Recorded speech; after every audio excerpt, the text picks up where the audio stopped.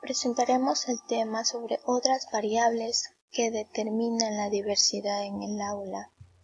Como puntos estratégicos tenemos lo que es la diversidad en el aula, los prejuicios, discriminación, estereotipos, pedagogía intercultural y educación multicultural, y también hablaremos sobre la orientación sexual.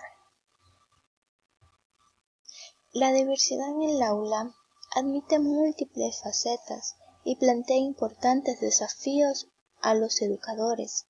Una escuela debe reunir condiciones que permitan a todos sus estudiantes conseguir logros académicos. La diversidad no se manifiesta solo en los niños o estudiantes, sino que en países desarrollados, los educadores se les pide diseñar materiales y actividades para satisfacer las necesidades de los estudiantes. La clase frontal tradicional cede espacio a grupos de discusión, a pequeños grupos colaborativos, contratos individuales, círculos literarios, proyectos de arte y ciencia. A los estudiantes hay que darles la oportunidad de elegir cómo involucrarse en las actividades. Algunos expertos atribuyen los fracasos y pobres resultados nocivas influencias que dan el protagonismo a los alumnos y no a la enseñanza. Comprobar como maestros hacer aprender matemáticas a sus alumnos de una manera lúdica. En muchas escuelas desde que toca la campana hasta que los alumnos realmente comiencen a trabajar, se malgasta una gran cantidad de tiempo con problemas de disciplina.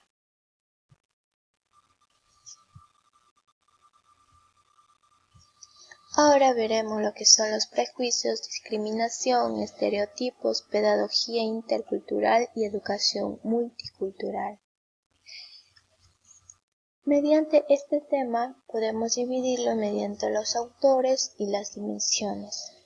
Según Hammond Bradford, se basa en las nociones de aulas sensibles culturalmente, y Woolfolk se basa en salones de clases culturalmente compatibles, mediante que en dimensiones lo podemos dividir en una organización social, estilos de aprendizaje y un aporte de sociolingüística.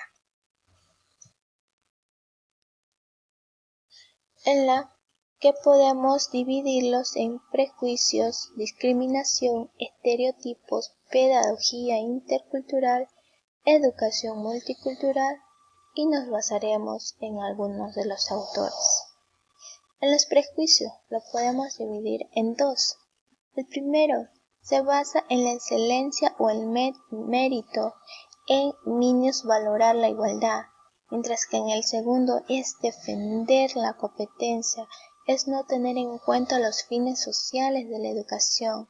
Hay que evaluar, no hay que fiscalizar. Es reconocer los puntos fuertes y débiles de nuestras prácticas individuales y de grupo. Los prejuicios se basan en desafíos para los ideales, en nuestras actitudes, creencias y sentimientos, y también sobre los irracionales. La discriminación es una falta de atención a la diversidad cultural. Se constata también en muchos centros educativos. Presentan una tendencia general unificada en cuanto a la transmisión de la información y el conocimiento, ya sea familiares o servicios complementarios, hasta incluso con el transporte, entre otros. Tenemos lo que son los estereotipos. Nos basamos en las ideas de las normas de conducta, en la gente de otra raza u otra cultura, o en sustitutos de la observación. Tenemos lo que es la pedagogía intercultural, que se relaciona tanto la educación como la pedagogía, que esto implica una apertura a establecer relaciones con los otros, sea raza, sea género, en eso se basa. Tenemos la educación multicultural, que la nos podemos basar en aulas y educación. En las aulas nos basamos entre el conocimiento y la expresión, mientras que en la educación tenemos el cambio en el currículum.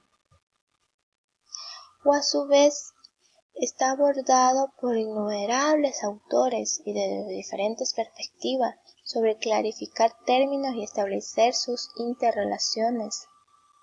Mediante el sistema de enseñanza, basándonos en funciones de imponer la legitimidad de una determinada cultura, lo que nos conlleva un implícito a declarar al resto de las culturas ilegítimas, inferiores, artificiales, indignas.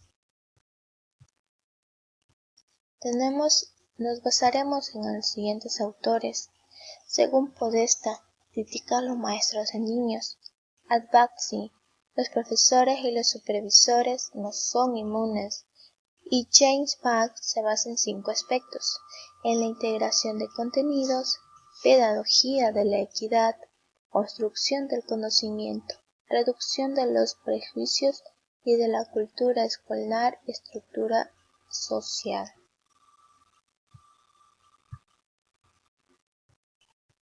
Ahora hablaremos sobre la orientación sexual. La orientación sexual es una atracción emocional, romántica, sexual o afectiva duradera hacia otro.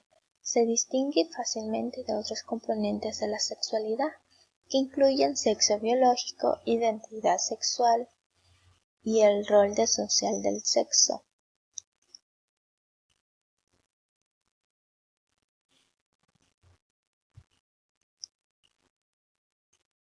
Bueno, los temas que hemos consultado son temas del internet que están con su respectiva bibliografía y sobre el libro que hemos estado observando por el momento. Bueno, gracias por su atención, espero que haya sido de su gran ayuda.